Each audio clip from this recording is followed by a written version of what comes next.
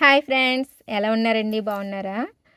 నేను చాన్నాళ్ళైంది కదండి వీడియో చేసి. కొద్దిగా ఖాళీ లేక చేయడానికి అవ్వట్లేదండి. కానీ ఇది చాలా ఇంపార్టెంట్ అండి. ఎందుకంటే మహాలయ అమావాస్య ఇవి మనకి 8వ తారీఖు నుండి 21వ తారీఖు వరకు 15 రోజులు పితృపక్షాలు అంటారండి. అంటే ఇది ఒకప్పుడు నిజంగా చెప్పాలంటే మనకి టెలివిజన్స్ అవి రాకముందు మరుగునున్నాయండి. శాస్త్రంలో మాత్రమే దాగున్నాయి. ఇప్పుడు మనకి జ్యోతిష్యం చెప్పేవాళ్ళు, ఎర్లీ మార్నింగ్ దినఫలాలు చెప్పేవారు. వారి ద్వారా మనకి ఈ పితృపక్షాలంటే ఏమిటో మనకు తెలుస్తుందండి. ఒకప్పుడు శివరాత్రి రోజున లేదంటే మనకి సంక్రాంతి రోజు పెద్దలకి పెట్టుకోవడం మాత్రమే తెలుసండి. కానీ ప్రతి అమావాస్య కూడా పితృదేవతలకు సంబంధించి మనం వారిని తలుచుకుని నువ్వుల నీళ్ళు వదలడమని, స్వయం పాకదానం ఇవ్వడమని అలాంటివి చేసుకోవాలని ఈ టీవీ మాధ్యమాల ద్వారా బాగా తెలుస్తుందండి.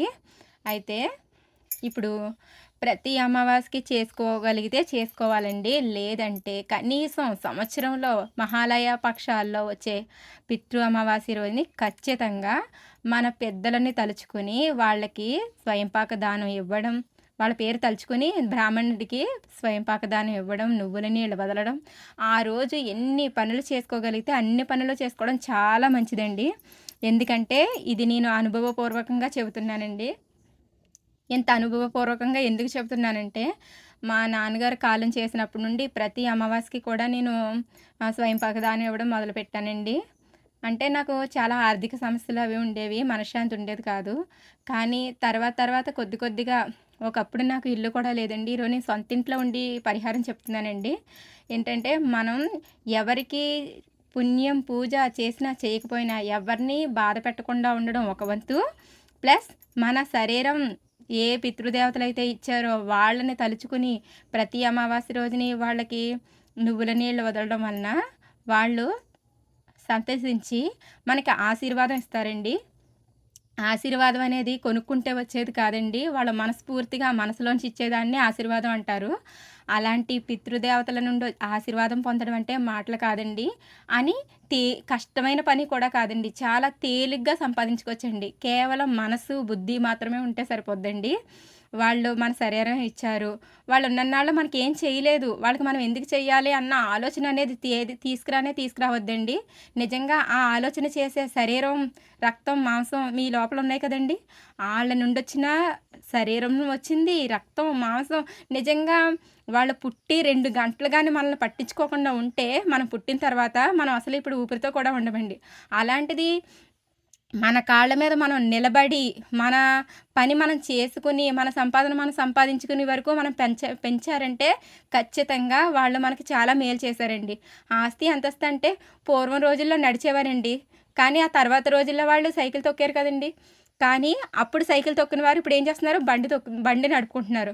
అంటే వాళ్ళ కష్టం లేకుండా మనం నడుచుకుని వెళ్తలేదు, సైకిల్ తొక్కుని వెళ్ళట్లేదు. బండిల్లోని, కారుల్లోని వెళ్తున్నామండి. అంటే వాళ్ళు మనల్ని ఎంత త్యాగం చేసి మనకి ఎంతో కొంత సంపాదించి మనల్ని పెంచి, పోషించి, పెళ్లి చేసే వరకు చేశారంటే వాళ్ళు మనకి ఇంకా ఏదో ఇవ్వాలి, చెయ్యాలని ఎప్పుడు కోరుకోకూడదండి. మన శక్తి ఉంది కదండీ! శక్తిని పెంచుకొని మనం ఏం కావాలనుకునేది మనం చేసుకోవాలి.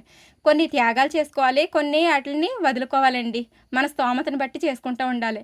అంతేకాని తల్లిదండ్రులని అస్సలు దూషించకూడదండి దయచేసి. ఎందుకంటే వాళ్ళు ఎన్నో కష్టాలు పడితే తప్ప మనం ఇంత ఎదగలేదు. అయితే ఇప్పుడు నేను విషయం ఏం చెప్తున్నానంటే, కేవలం మహాలయ పితృ అమావాస్య ఉంది చూసారా? ఆ రోజు ఇక్కడ ఈ రోజు ఎన్నో తారీఖండి?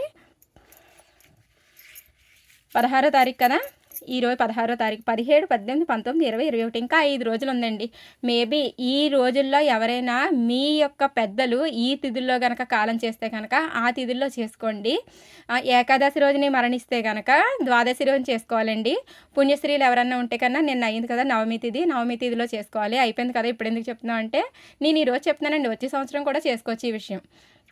అయితే ఇంకా మాకు తిథులు గుర్తులేదు, అసలా వాళ్ళు ఎప్పుడు చనిపోయారో తెలీదు అనేసి అనుకున్న వారికి మహాలయ అమావాస్య అనేది పెద్ద అద్భుతమైన రోజండి అది. ఎందుకంటే ఆ రోజున మనం పితృదేవతలకి గాని తర్పణం వదిలి స్వయంపాక దానం ఇచ్చి మనకి ఎంత చేసుకోగలిగితే అంత చేసుకోండి. మినిమం స్వయంపాకం, గుమ్మడికాయ, నువ్వులు, వరిపిండి దాంతో తర్పణాలు ఇచ్చుకోండి. లేదంటే కనీసం వాళ్ళని తలుచుకుని కాకికి అన్నం పెట్టినా సరిపోద్దండి. మన స్తోమతను బట్టండి. రూ. 100 నుండి రూ. 50 ఖర్చు పెట్టుకోవచ్చండి. అస్సలు డబ్బులు లేవంటే కనీసం రూపాయి పెట్టి ఖర్చు పెట్టి మనం చేసిన ₹1,00,00,000 ఖర్చు పెట్టి చేసినంత ఫలితం మనకొస్తదండి. అంటే మనకు ఉందో లేదో అనేది మన మనస్సాక్షికి తెలుస్తది. కాబట్టి దాన్ని బట్టి మనం చేసుకోవాలండి. మనం సంవత్సరంలో ఒక్కరోజు మాత్రమే చేస్తామండి పితృదేవతలకి.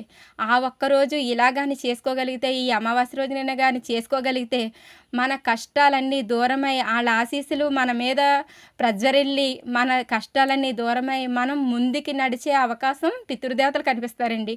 సకల దేవతలకు చేసినంత ఫలితం ఒక పితృదేవతలకు చేస్తే 3 రెట్లు ఫలితం అందుతదండి. ఎందుకంటే మన శరీరాన్నిచ్చిన దేవుళ్ళండి వాళ్ళు. వాళ్ళకి కనీసం ఈ మహాలయ పక్షం రోజున చేయగలిగితే చాలా అదృష్టమండి. కావాలైతే చేసి అనుభవించి చూడండి. నేను చేసి అనుభవించి మాత్రమే ఈ విషయం చెబుతున్నానండి. ఎవరో అన్నిదా భావించవద్దు. ఇంకా ఈ విషయం తెలియని వాళ్ళకి మాత్రమే చెబుతున్నాను. తెలిసిన వాళ్ళకి కాదు. తెలిసిన వాళ్ళు గాని నా వీడియో వింటే గనక ఇందులో తప్పులేమైనా ఉంటే కామెంట్‌లో తెలియచేయండి. అన్నిదా భావించకండి. థ్యాంక్ యూ సో మచ్ అండి. వీడియో నచ్చితే కనుక లైక్ చేయండి, షేర్ చేయండి, సబ్స్క్రైబ్ చేయండి. Thanks watching for video.